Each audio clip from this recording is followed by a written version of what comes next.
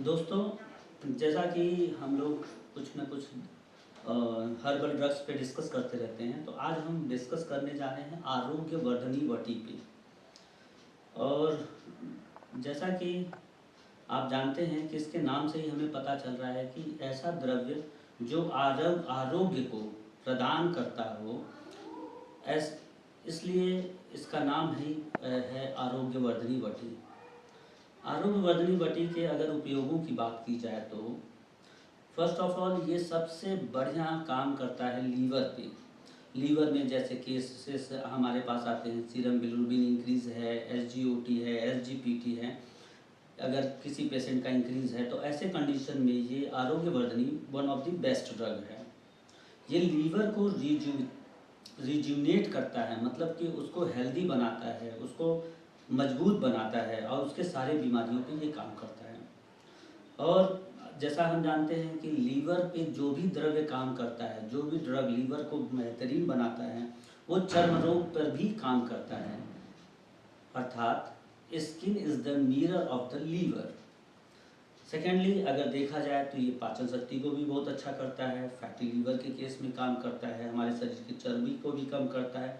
और यह एक मृदु विरेचक है, यानी कि ये नित्य रेचन के काम में ये बेस्ट है। अगर हमें किसी पेशेंट को क्लासिकल विरेचन नहीं दे पा रहे हैं तो ऐसे कंडीशन में हम इसको नित्य रेचन के तौर पे आरोग्यवर्धनी वटी को 2 गोली गर्म पानी से रोज़ रात को दे सकते हैं और फिर इसका रिजल्ट कुछ ही समय में आता है। स्किन प्रॉब्लम जैसे कि सोरियासिस है, एक्जिमा है, पिंपल है, लीवर सिरोसिस है, और आजकल हम देखते हैं हम लोग के खान पीन के गलत खान पीन की वजह से, लाइफस्टाइल की वजह से दाँत, खाज, खुजली एक्सेट्रा है, यहाँ पे भी ये बहुत ही अच्छा है।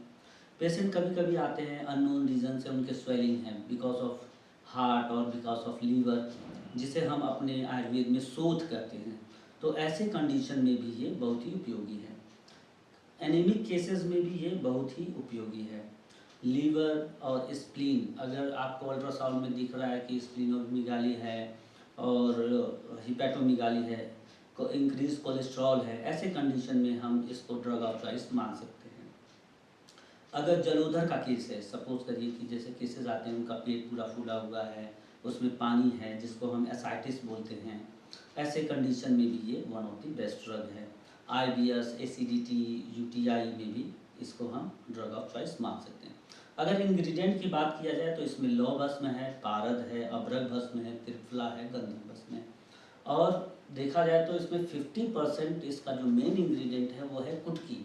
और ऐसा रिसर्च में पाया गया है कि जो कुटकी है ये माइक्रो लेवल पे काम करता है, लीवर के माइक्रो लेवल पे, माइक्रो सेल्स कंडीशन पे लेवल पे काम करता है, और ये वहाँ पे जाके हम लोगों के शरीर के स्रोतों को अवरोध जो है वो उसको क्लियर करता है, यानी कि बॉडी के सारे चैनल्स को ये क्लीन करता है। अच्छा, अगर हमें बात करना हो कि इसको कहाँ नहीं देना है, देना तो पता हो गया, तो देना कहाँ नहीं है, तो ये मृदु रेचक है। इसलिए हम जब ये पेशेंट अगर मृदु कोष्ठ का है या उसको बार बार डायरिया हो रही है या प्रेगनेंसी की केस है तो इसको हम यहाँ से बचेंगे। सेकेंडली अगर देखा जाए तो ये ब्लड प्यूरिफायर है भी ऐसे एक्ट करता है। सेकेंडली अगर डोजेस की बात किया जाए तो इसको 1 to 2 टैबलेट BD और TDS या QID भी दिया जा सकता है रेयर कंडीशन में।